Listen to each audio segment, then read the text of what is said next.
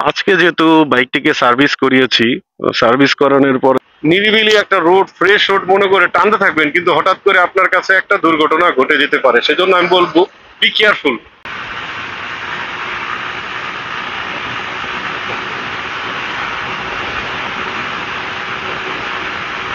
আজকে যেহেতু বাইকটিকে সার্ভিস করিয়েছি, সার্ভিস করানোর পরে দেখবো কেমন লাগে, আপনাদের সাথে শেয়ার করব আমার এই সুজুকি জিক্সারটাকে।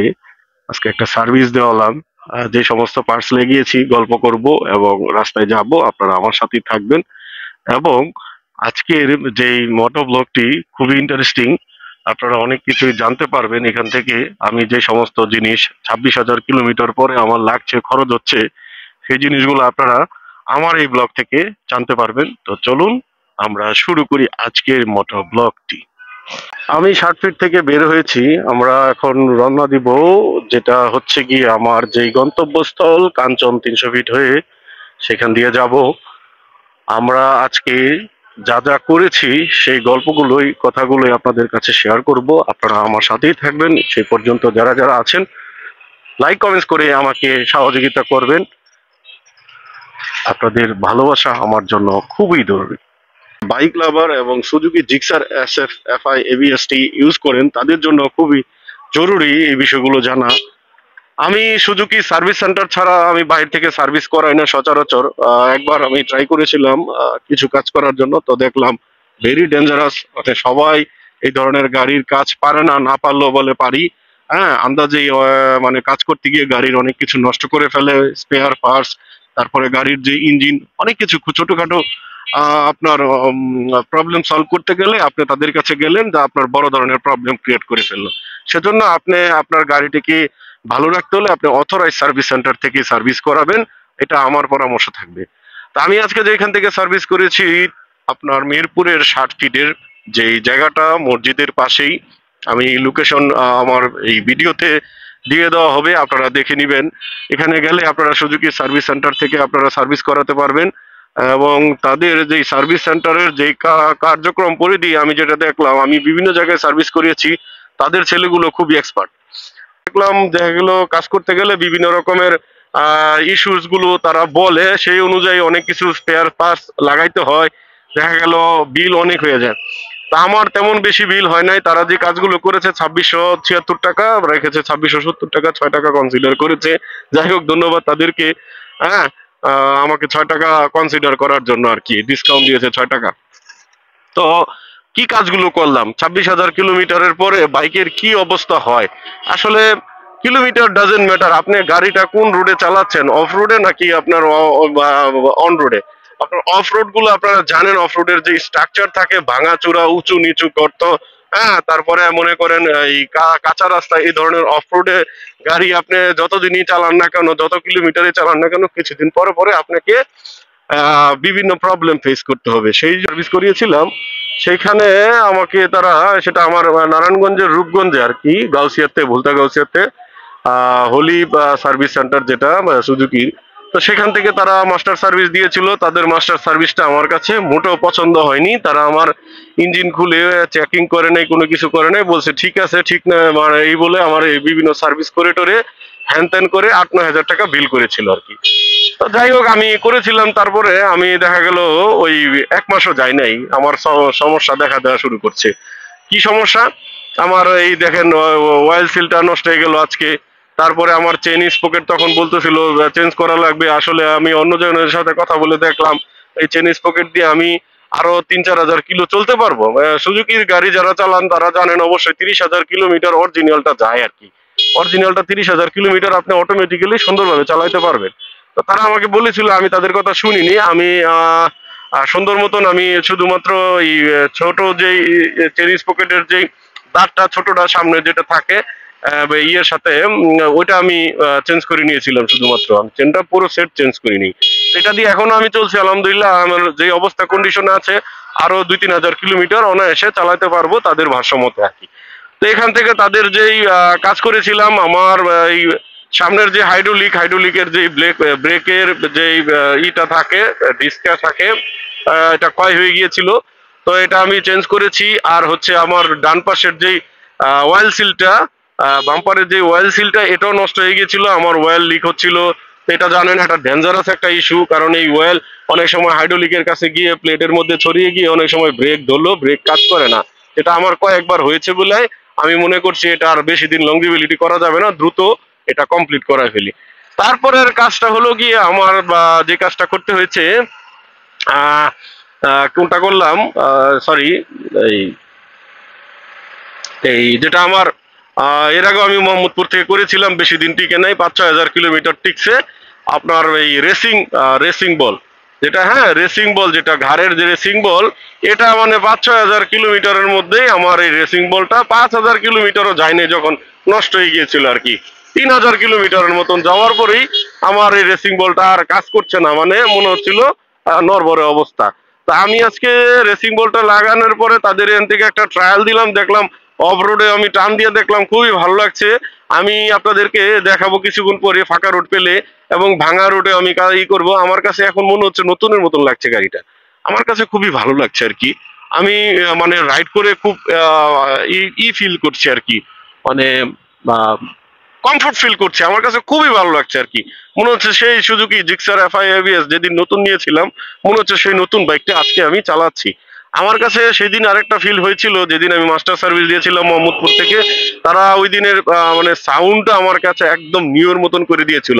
আমি সেই জন্য দ্বিতীয়বার কিন্তু 20,000 কিলোমিটারের সময় এটা মাস্টার সার্ভিস করেছিলাম, কিন্তু তারা আমার ইঞ্জিনে কোনো কাজই করেনি। তো যাই হোক, আজকে যেই সার্ভিসগুলো করালাম, যেটা হলো গিয়ে হাইড্রোলিকের যেই ব্রেক প্লেট ছিল এটা আমি চেঞ্জ করেছি, রেসিং বল চেঞ্জ করেছি, এবং চেনটা একটু লুজ ছিল, আমি চেনটা টাইট করে নিয়েছি। এই টুকটাক কাজ করে মানে এয়ার ফিল্টারটা আমি চাইছিলাম, ওদেরকে জিজ্ঞেস করছিলাম চেঞ্জ করা লাগবে কিনা। তো ওরা আমাকে এয়ার ফিল্টারটা চেঞ্জ করে দেয়নি, ক্লিন করেছিল। ওরা বললো নেক্সট সার্ভিসে এয়ার ফিল্টারটা চেঞ্জ করে নিতে, এটা বেশ কিছুদিন আমি এখন ইউজ করতে পারবো। যেজন্য তাদেরকে আমি ধন্যবাদ জানাই, তারা এই ধান্দাটা করেনি। অনেকে হইলো, অনেক জায়গায় হইলো ধান্দাটা করতে এয়ার ফিল্টারটা চেঞ্জ করতে হবে, তো তারা আমার সাথে এটা করেনি। তারা দেখেছে, আমি নিজে দেখিনি, সেই সময় নামাজে গিয়েছিলাম। তো আমি এখন মানে কোন দিকে 10 নম্বর থেকে কচুক্ষেতের দিকে যে রোডটা, হ্যাঁ এই রোডের দিকে আছি আমি। দিয়ে বেরিয়ে যাব, ভাসানটেক দিয়ে বেরিয়ে যাব, ভাসানটেক দিয়ে ইসিবি চত্বর হয়ে একদম কুড়িল 300 ফিট। তো এই আজকের ঢাকাটা মানে আমার কাছে খুবই ভালো লাগছে, কারণ ঢাকায় তেমন জ্যাম নেই।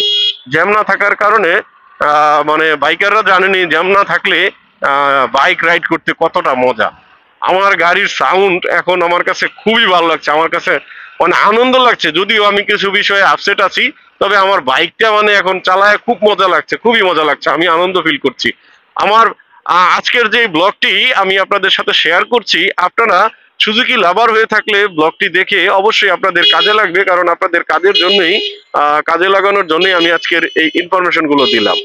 SF 150 আপনার তেল খরচের জন্য বেস্ট একটা অপশন হতে পারে আপনার। এখনো আমার মাইলেজ আমি যদি ঢাকার বাইরে চালাই 45 কিলোমিটার দেয় পার লিটারে। 26,000 কিলোমিটার চালাইছি, তারপরও গাড়ির মাইলেজ এখন পর্যন্ত আমাকে কম দেয় না। ঢাকা শহরে 40+ দেয়, 40+ ঢাকা সিটিতে। তাহলে আমি কেন বলবো না এটা একটা বেস্ট অপশন আপনার তেল বাঁচানোর জন্য, আপনার টাকা সেভিংস এর জন্য, আপনি স্টাইল এবং আপনার তেল সবকিছুর জন্য পারফেক্ট একটা চয়েস হবে Suzuki Gixxer SF FI ABS গাড়িটি। এবং আপনাকে আমি আবারও বলছি, এবিএস কেন এই গাড়িটার জন্য একটা ভালো পারফেক্ট অপশন। এবিএসটা কিন্তু আপনাকে অনেক জায়গা থেকে, দুর্ঘটনা থেকে আপনাকে বাঁচাবে। এবিএসটা কিন্তু অনেক ভালো একটা মানে কি বলে হাই ক্লাসের একটা এবিএস ব্রেক, যেটা আপনার এই সুজুকি জিক্সারে ইউজ করা হয়েছে। এটা আপনি যে কোনো দুর্ঘটনা থেকে আপনাকে সেভ করবে আর কি, আপনি যদি ভালো একজন বাইকার হয়ে থাকেন। আর দুর্ঘটনা, বড় ধরনের দুর্ঘটনা যদি আপনার কপালে লেখা থাকে এবিএস কি আর এবিএস কি, যাই থাকুক না কেন, আপনার কপালে এটা লেখা থাকলে কেউ ঠেকাতে পারবে না, এটা আপনার ঘটবেই। যেমন আমার যে একবার অ্যাক্সিডেন্ট হয়েছিল, কুকুর এসে পড়েছিল আমার গাড়ির সামনে। হ্যাঁ, একবারে কুকুর ঝগড়া করতে করতে এসে আমার কাছে পড়ছে, বৃষ্টির দিন পড়ে গিয়েছি, হাত পা চলে গিয়েছে, ইনজুর হয়েছি। সেটা আমার এখনো ভুলবো না, আমি ভোলার মতো না। ব্লগ আসলে অত্যন্ত জনপ্রিয়তা বেড়ে যাচ্ছে। যারা এই ইদানিং মোটরসাইকেল লাভার, মোটরসাইকেল বাইক রাইডার, তারা কিন্তু টুকটাক করে শুরু করছে। আমিও টুকটাক করে শুরু করেছি, জানি না আমার গন্তব্য কতটুক হয়। আমি আদৌ কি আপনাদের ভালোবাসা পাবো কিনা, আপনাদের ভালোবাসা এগোতে পারবো কিনা। যদি আপনাদের ভালোবাসায় আমি এগোতে পারি, চিরকৃতজ্ঞ হয়ে থাকবো আপনাদের প্রতি। হ্যাঁ, আপনাদের ভালোবাসা ছাড়া কিন্তু আমার এই ব্লগিং মানে একেবারেই বৃথা যাবে। হুম। রাত হলে তো রাতের পরই রাস্তায় নেমে যায়, আপনারা জানেন ঢাকা শহরে রাতের পরই, প্রচুর রাতের পরই থাকে ঢাকা শহরে। এই থাকা ভালো না, এই কুকুরটা মানে অনেকদিন ধরে এখানে মরে পড়ে আছে। আসলে কেন কেউ উঠাচ্ছে না, মানে কোনো পরিষ্কার পরিচ্ছন্ন করবি কি নাই। এই যে এই ফ্লাইওভার মারলি নিচের মধ্যে, আমি দৃষ্টি আকর্ষণ করছি এটা যেন মানে খুব শীঘ্রই সরিয়ে নেয়। একটা সময় আমার এলাকাকে চিনাইতে অনেক কষ্ট হচ্ছে, কাঞ্চন কোন দিকে, এটা আবার কোন গ্রাম, এটা কি। এখন কাঞ্চনই মানুষ আড্ডা মারতে যায়, পূর্বাচলে আড্ডা মারতে যায়, রূপগঞ্জে আড্ডা মারতে যায়। ঢাকা শহরের তরুণ তরুণীরা পূর্বাচলে চলে আসে আড্ডা দেওয়ার জন্য। এই মোড়টা অনেক ডেঞ্জারাস, এই মোড়টা সবাই সাবধান। ওয়াও, জ্যাম লেগে গেছে। এই হলো আমাদের পূর্বাচল 300 ফিট। দেখতে পাচ্ছেন আপার নাম কেটে দিয়েছে, যেখানে আপার নাম ছিল স্টেডিয়ামের, কেটে দিয়েছে তারা। কারা কেটেছে তা জানি না, কেউ হয়তো কেটে দিয়েছে। আমি একটু লুকিং গ্লাসটা ঠিক করে নিই।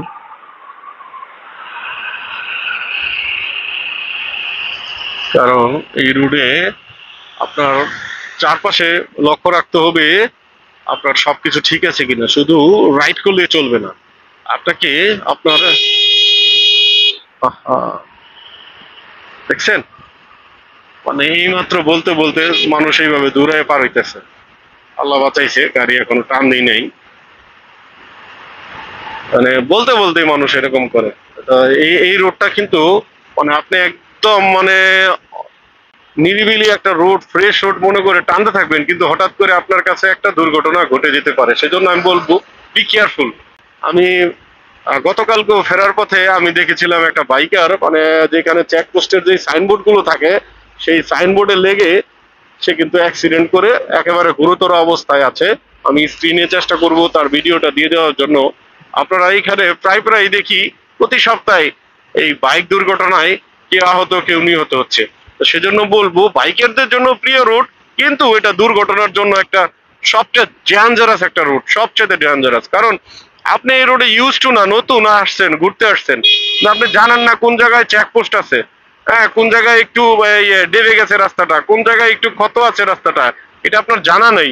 না জানার কারণে আপনার কিন্তু আপনি দুর্ঘটনার সম্মুখীন হচ্ছেন। সেজন্য আমি বলবো এই দুর্ঘটনার থেকে বাঁচতে হলে আপনাকে প্রথমত এই রাস্তাটাকে আগে যাচাই করতে হবে, আপনি কিভাবে রাইড করবেন। একবার হলো আপনি আস্তে আস্তে চালিয়ে অভিজ্ঞতা নিবেন আর কি। অভিজ্ঞতা না নিলে কিন্তু একটু ঝামেলায় পড়ে যেতে পারেন আর কি। সেই ঝামেলা থেকে বাঁচতে হলে আপনাকে রাস্তা চেক করতে হবে, প্রত্যক্ষভাবে আপনাকে চেক করতে হবে রাস্তা ঠিক আছে কিনা, আপনি ঠিকঠাক মতন টানতে পারবেন কিনা, আপ ডাউন করবেন একবার প্রয়োজনে, তাহলে কিন্তু আপনার অ্যাক্সিডেন্ট মানে ঘটে যাওয়ার সম্ভাবনা কমে যাবে আর কি। এছাড়াও তো মনে করেন রাস্তা দিয়ে কুকুর শিয়াল তো হঠাৎ করে দৌড় দেয়, কুকুর শিয়াল দৌড় দিলে তখন কি করবেন, তো সেই দিকেও আপনার চোখ কান খোলা রাখতে হবে আর কি।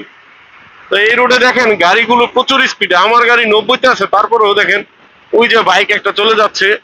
হ্যাঁ, অনেকে হাই স্পিডে থাকে, একদম হাই স্পিডে থাকে গাড়ি। তো এই হাই স্পিডের রাস্তা, এখানে আপনাকে একটু সেফলি গাড়ি চালাইতে হবে আর কি। সেফলি সেফলি না চালাইতে পারলে, কন্ট্রোল না করতে পারলে কিন্তু দুর্ঘটনার সম্মুখীন হয়ে যেতে পারে। আমার কাছে আজকে সার্ভিসিং করার পরে গাড়িটা চালাইতে মানে আমার কাছে এত ভালো লাগছে, কি বলবো ভাই, ভাষায় প্রকাশ করতে পারছি না। মানে মনে হচ্ছে আমার গাড়ি নতুন হয়ে গিয়েছে, একদম মানে নিউ কন্ডিশন মনে হচ্ছে। মাইক্রোফোনটা মানে হেলমেটের ভিতরে বলে সাউন্ডটা আপনাদেরকে ক্যাচ করাতে পারছি না। সাউন্ডটা দেখুন কি সাউন্ড আসতেছে।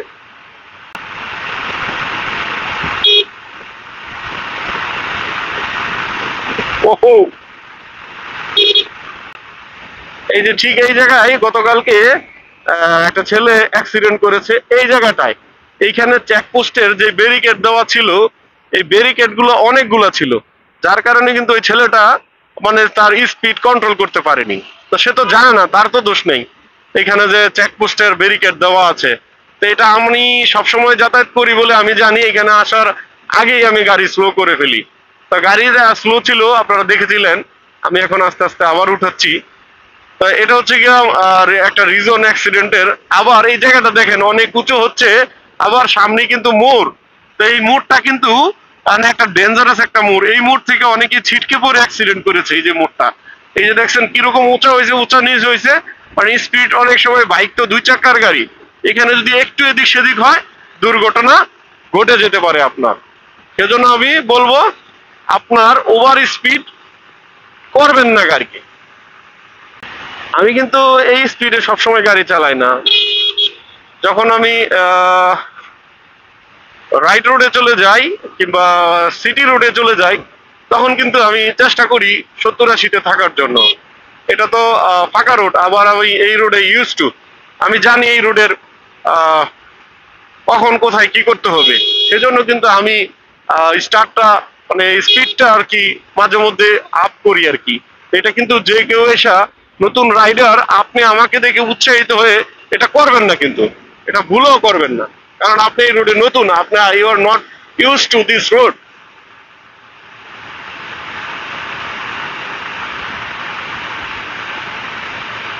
আর জানেন আমার গাড়ির আরো কিছু কাজ আছে, এই কাজগুলো যদি সলভ করতে পারি, একটু টাকা পয়সার টানাপূরণ যাচ্ছে, টাকা পয়সা টানাপূরণ যাওয়ার কারণে সব কাজগুলো একসাথে করাতে পারিনি।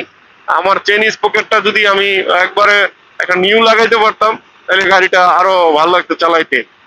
সামনে একটা বাইক ট্যুর দিব চিন্তা ভাবনা করেছি, একটা লং ট্যুরে বেরোবো। সেই লং ট্যুরের জন্য আমি আমার গাড়ির টায়ারগুলা চিন্তা করেছি আমি চেঞ্জ করব, কারণ লং ট্যুরের জন্য একটা ভালো টায়ার না হলে ট্যুর দিয়ে মজা পাওয়া যাবে না। কারণ এই লাইফ আপনার জন্য অনেক মূল্যবান, যেটা আপনি টাকা দিয়ে কিনতে পারবেন না। একবার যদি দুর্ঘটনা ঘটে তাহলে কিন্তু আপনার পরিবারের জন্য সারা জীবনের কান্না হয়ে যেতে পারেন। সেজন্য আমি লং ট্যুরের ক্ষেত্রে একটু সিরিয়াস হয়ে যাওয়ার চেষ্টা করব।